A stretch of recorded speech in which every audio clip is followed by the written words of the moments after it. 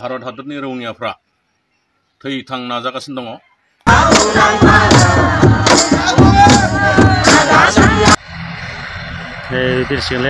खुलुमबाय बयनिसिमबो 11 तारिखनि गुवाहाटी मिरु जोबथेसालियाव बैसागु प्रग्राम लादोंमोन। बे प्रग्रामा केन्सेल जाबाय। अब्लाबो जों मोसाखावरि गान खनगिरिफोरनो एसे एडभान्स हरदोंमोन। बे जोंनि बर'फ्रानो जेबो नंला। अब्लाबो जों जायफोर गुवाहाटी मिरु जोबथेसालियाव दं, जाय एक्सन डिबिफ्रा, बिथांमोननो सिङावनो संनानै जानो थाखाय बेदरखौ जों दैथायहरसिगोन आरो मैगं थाइगं जाग्रा लोंग्राखौ जों दैथायहरसिगोन। बे प्रग्रामा केन्सेल जाबाय।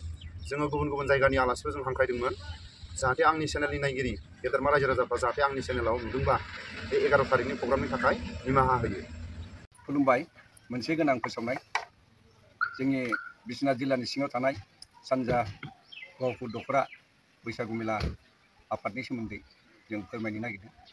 बेनो जाबाय नै दा पाकिस्तान आरो भारत बा इन्डियाजों जाबाय थानाय दावहानि थाखाय आसाम सरकारा बैसागु मेलायानो जा जिखुनु अनुस्थान प्रतिष्ठानानो जा माने रायजो ज' जानायफोरखौ बा सुबुं गौमाफोरखौ बन्द' खालामनाय जादों। दा बेनिखायनो जोंनि सानजा गहपुर दख'रा बैसागु मेला आफादाबो नै दिनैनिफ्राय आरो गाबोन 9 आरो 10 अक्ट' मेयाव जोङो फाथिनो थाखाय रायजो राजानाव बा रायजो राजाखौ जोंहा हांख्रायनाय जादोंमोन। आरो बेवहाय जोंहा मेथाइ खनग्रा गायक नयन बरगयारी बिथांखौबो जोङो बे सारखौबो हांख्रायनाय जादोंमोन। नाथाय दुखुनि खोथा जाहैबाय, दुखुनि बाथ्रा।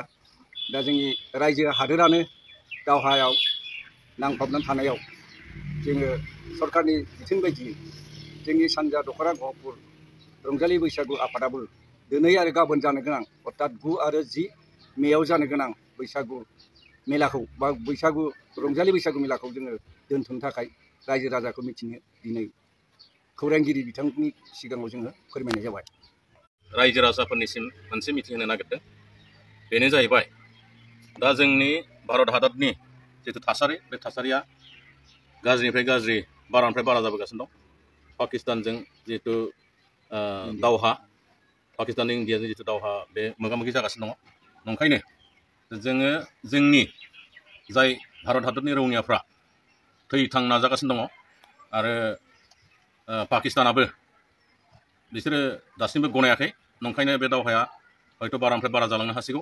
नंखायनो दिनै जोंनि आसामनि गिबि मन्थ्रि जोंहा डक्टर हिमन्त बिश्व शर्माया मोनसे फोसावदों।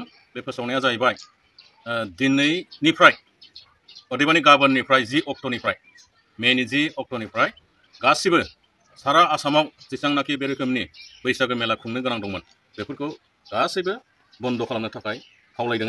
दा नंखायनो जोंबो बे जोंनि बिश्वनाथ जिल्लानि सिङाव थानाय गहपुर सानजा दख'रा आन्सलिकनि बैसागु आफादाबो बिथांमोननि आसामनि जिथु गिबि मन्थ्रिनि बिथोन बादियै जों बेखौ गनायनानै जोङो दिनैनि मोनसे डिसिसन लानानै जोङो दिनै गासिबो बे जोंनि हालामाव थानाय रायजो राजाफोरनिसिम जोङो खर' गंग्लायै जिथु समजों जों गोरोबलांनो रोंनांगोन। ओंखायनो बे समनि थिननायाव जों बेखौ मावफुंनो गोनां जाबाय। बेनिखायनो जोङो दिनैनो फोसावनाय जाबाय जे जोङो बैसागु मेलाखौ दोनथ'नाय जाबाय। गोजोन्थों।